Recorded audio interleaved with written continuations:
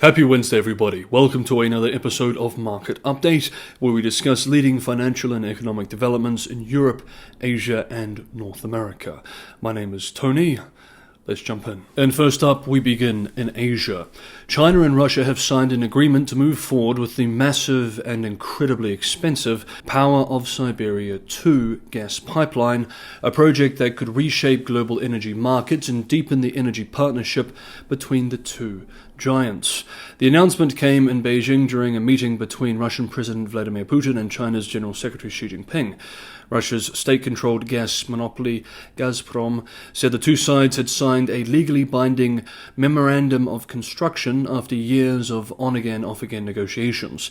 While the deal sets the stage for the 50 billion cubic meter a year pipeline, details on pricing, along the key stumbling block, were notably absent. If completed, the pipeline would redirect gas from the fields that once supplied Europe, sharply boosting China's imports while compensating for Russia's loss of its largest energy market following its invasion of Ukraine. For the Kremlin, the deal represents both a political win and a symbol of closer ties with Beijing as Western sanctions continue to bite. Gazprom CEO Miller told Russian news agencies that the project, routed through Mongolia, could deliver up to 50 billion cubic meters annually for 3 decades at prices below those charged to Europe. He described Power of Siberia 2 and its associated transit link as, quote, the largest and most capital-intensive gas project in the world. End quote. The company also pledged to raise deliveries via the existing Power of Siberia pipeline to 6 billion cubic meters a year, in addition to expanding a Far Eastern link scheduled to come online in 2027. Beijing, interestingly, however, has been more cautious. China state media confirmed the signing of over 20 bilateral agreements, including on energy, but did not specifically highlight the pipeline. Analysts note that China's slowing gas demand and concerns over reliance on Russia have tempered its enthusiasm. And of course, Beijing knows that it has much more leverage over Russia in these negotiations. Still, the war in the Middle East may have nudged Beijing towards diversifying supply away from volatile regions. Quote, China has long been reluctant to increase its energy import reliance on Russia, but the Middle East conflict underscored that they just don't have a lot of risk-free options, end quote, said Chris Bedor, Deputy Research Director at Gavical, based in Beijing.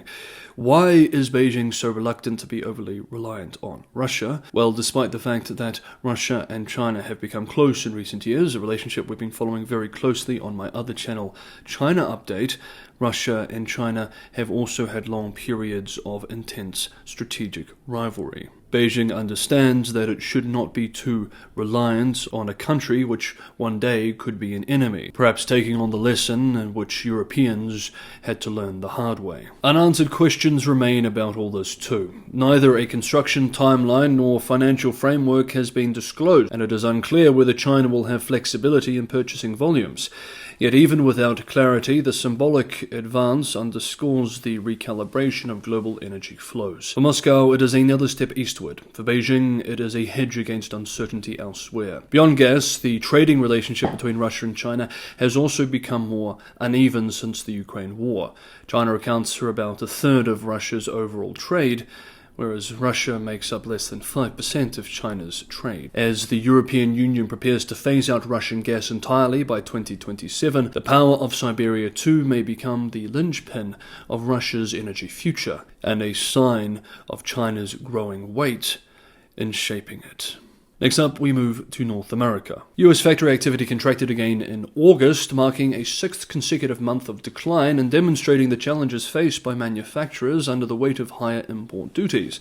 The Institute for Supply Management, ISM Manufacturing Index, registered 48.7 in August, slightly better than July's 48, but still below the 50 threshold that separates growth from contraction.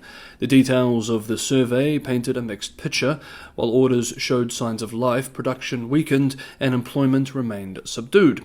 The ISM's gauge of factory output slid 3.6 points to 47.8, its first dip into contraction territory in 3 months. Meanwhile, the group's measure for employment edged higher, but stayed among the weaker readings since the pandemic, reflecting both soft demand and shrinking backlogs. Susan Spence, chair of the ISM's Manufacturing Business Survey Committee, said the numbers highlight ongoing headwinds. Quote, 69% of manufacturing GDP is in contraction. It is still not good to have that much in contraction. End quote.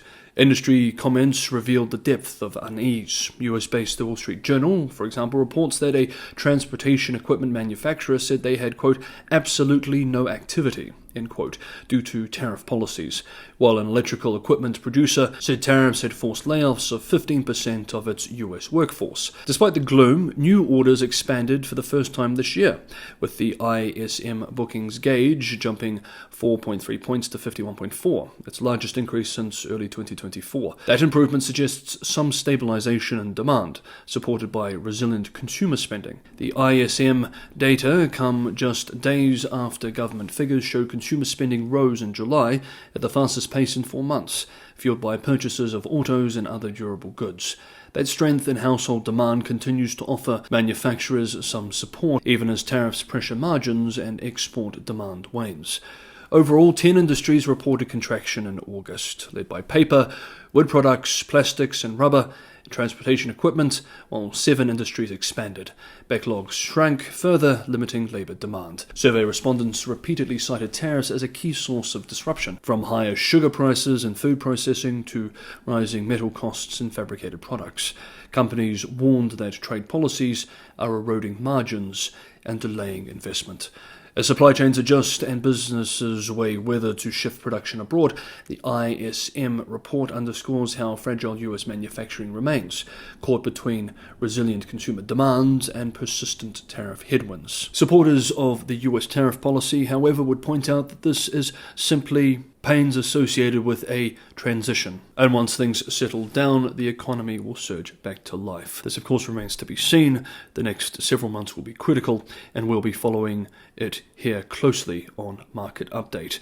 If you want to be on top of the most up-to-date analysis on the biggest developments in the world's most consequential markets, through old-school news coverage, grounded in sober analysis, no political punditry, consider subscribing to Market Update. Hit the bell notification icon and you will be. And if you're getting some value from today's episode, don't forget to hit the like button.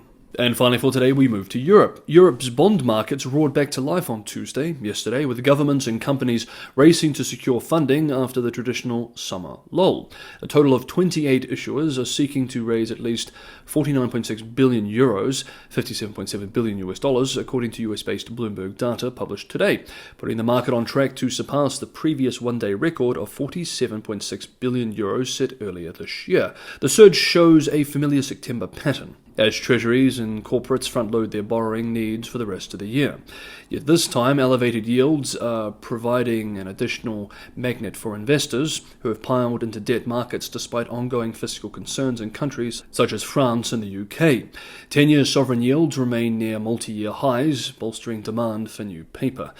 The UK delivered one of the day's marquee deals, raising 14 billion euros, $18.7 billion US dollars, from a syndicated sale of 10-year bonds. It was the country's largest such syndication on record, with orders topping £141 billion. International investors accounted for around 40% of allocations, with notable participation from central banks. Quote, the deal priced with a new issue concession of less than 1.5 basis points, which is testament to the strength of demand for the gilt program, end quote, said Dan Shane, head of European Debt Syndicate at Morgan Stanley, adding, quote, it was particularly positive to see central banks use the transaction to manage their reserve portfolios, end quote.